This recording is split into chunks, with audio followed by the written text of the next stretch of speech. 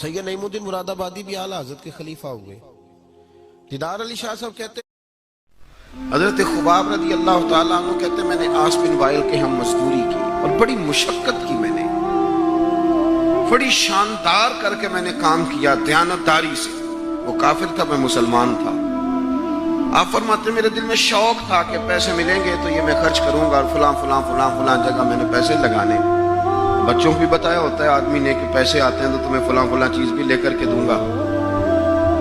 اب مجھے بتلائیے کہ اگر اس دن پیسے نہ ملیں یا کسی وجہ سے ڈوب جائیں تو کتنی اذیت کا اور کرب کا مسئلہ ہوتا ہے. فرماتے ہیں جب میں نے مزدوری کر لی، کام مکمل کر لیا اور میں اس کے گھر گیا، میں نے کہا تیرا کام مکمل ہو گیا؟ اس نے کہا میں نے دیکھ لیا. تو میں نے کہا میرے پیسے دے دو. یہ دیکھو یہ وہ ایمان ہے جس کے بارے میں رب نے کہا وَإِذَا قِيلَ لَهُمْ آمِنُوا كَمَا آمَنَ النَّاسُ. اس طرح کا ایمان لاؤ. حضرت خباب کہتے ہیں میں نے کہا پیسے؟ تو کہتے ہیں بڑا آدمی تھا نا، نواب تھا، سیٹھ تھا، چودھری تھا، پاورفل تھا. تو کرسی پر بیٹھ کر ہنسنے لگا، کہنے لگا پیسے تو مل سکتے ہیں پر تھوڑا سا مسئلہ ہے. وہ کیا؟ معاذ اللہ ثم معاذ اللہ نقل کفر نہ باشد. کہنے لگا اگر آپ کلمہ پڑھنا چھوڑ دیں تو پیسے دوں گا، ورنہ یہ پیسے نہیں ملیں گے. ہم یہ کہہ تو دیتے ہیں کہ صحابہ نے سب کچھ لٹایا، لیکن ذرا اپنے پر اور میرے اوپر اس بات کو لاگو کیجیے گا کہ آپ نے محنت کی ہو، کمر دکھتی ہو، ہاتھوں میں چھالے ہوں، اور پھر وہ رقم جس کی بڑی ضرورت ہو وہ روک دی جائے. تو یہ دعوے کرنا، نعرے لگانا کام تو آسان ہے، لیکن اس جگہ اپنے آپ کو کھڑا کریں. وہ رقم تو تب ملے گی، تم تو کلمہ پڑھتے ہو، تمہیں کیسے دے دیں؟ یعنی ان کی مزدوریاں دبا لی جاتی، ان کی تنخواہیں چھپا لی جاتی. کہنے لگا وہ تب دوں گا. آپ یقین کریں بڑے خوبصورت جملے ہیں. حضرت خباب رضی اللہ تعالیٰ عنہ فرمانے لگے اس نے بڑے اعتماد سے بات کی کہ نہیں دوں گا. اس کا خیال تھا کہ یہ لڑکھڑائے گا، یہ پچھتائے گا.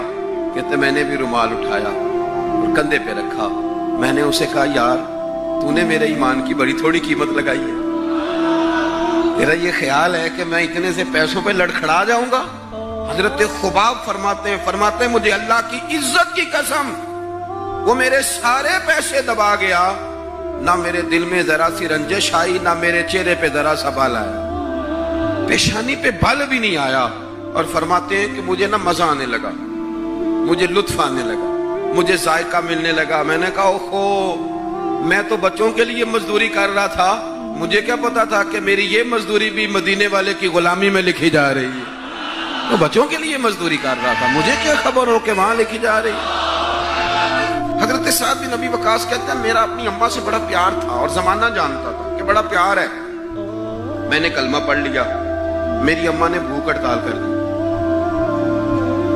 اس نے کہا کہ جب تک آپ کلمہ نہیں چھوڑیں گے معاذ اللہ میں روٹی نہیں کھاؤں گی. تھوڑی سی آبادی تھی، برادری میں رہتا تھا، بڑا سا گھر تھا، زمانہ جانتا تھا. فرماتے ہیں ہر چوک میں میری باتیں ہونے لگی. تیسرا دن ہو گیا اماں نے روٹی نہیں کھائی. آپ اندازہ کر لیں کہ شام کو افطار کے وقت کیا حالت ہوتی ہے آدمی کی، کھانا نہ ملے تو. اور تیسرا دن ہو گیا اور بوڑھی اماں، ہر چوک میں بات ہو رہی. اور سعد کی اماں، اور میری ماں کو بھی پتا تھا کہ میں جہاں چاہوں گی مجھ سے محبت کرتے یا وہاں آئے گا.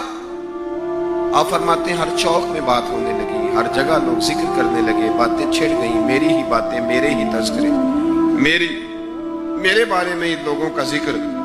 فرماتے میں بڑا پریشان ہوا.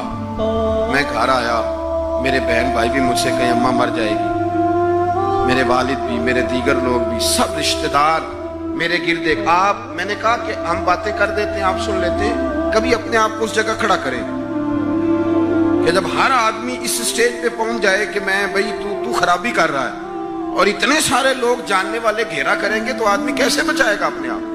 حضرت سعد بن ابی وقاص کہتے ہیں کہ میرے گرد شدید گھیرا تنگ ہو گیا اور مکے کا دور ہے، حالات اتنے خطرناک ہیں کہ سنبھالے نہیں سنبھلتے. آپ فرماتے ہیں جب حد ہو گئی تو میں نے کہا اماں سنو پھر میری بات، میں تم سے بات کرنے لگا. کہتے ہیں میرے بہن بھائیوں کے بھی کان کھڑے ہو گئے. اماں بھی سہارا لے کے اٹھ کے بیٹھ گئی کہ لگتا ہے کہ برف پگھلنے لگی ہے، لگتا ہے کہ کچھ نرم ہوا ہے. फरमाते हैं मैं सामने खड़ा हुआ और थोड़े बहुत लोग जो वहां मौजूद थे वो भी करीब आ गए। मैंने कहा अम्मा, तेरा और मेरा प्यार जमाना जानता है और दुनिया को पता है कि मैं वो बेटा हूँ कि जिसकी लोग मिसालें देते हैं। अम्मा, हर चौक में तेरी मेरी बातें हुई, इन 3 दिनों में तुझे और मुझे डिस्कस किया गया। अम्मा, तू बड़ी कमजोर हो गई, उठ के तुझसे खड़ा नहीं हुआ जा रहा। ये सारी चीजें मेरे सामने आई, बहनों ने रो के दिखाया, भाइयों ने मोहब्बत याद कराई, हर चीज मेरे आड़े आई। लेकिन हजरत साद बिन अबी वकास कहने लगे, अम्मा, मैंने अपने दिल का जायजा लिया है, मेरे ईमान ने एक वक्त भी मुझे ये मशवरा नहीं दिया कि मैं अम्मा को मना लूं। फरमाने लगे, अम्मा, ये जमाना सारा मौजूद है और लोग खड़े हैं, तेरी एक जान है ना, एक जान।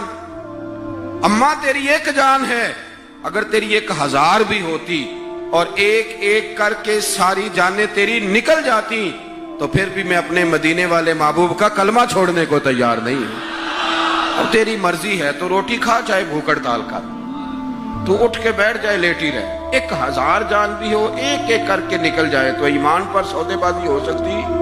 वाइज़ाकील लहुम आमिनू कमा आमन अन्नास, इस तरह ईमान लाओ जिस तरह ये लोग ईमान लाए हैं।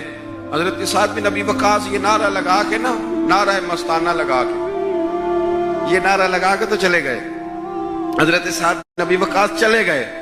आप बाहर निकले तो अम्मा उठ के बैठी, कहने लगी, रोटी लाओ भाई। उन्होंने कहा, अम्मा जी भूख हड़ताल बस। कहने लगी, मेरा ही तो बेटा है ना, मैंने पैदा किया, मैंने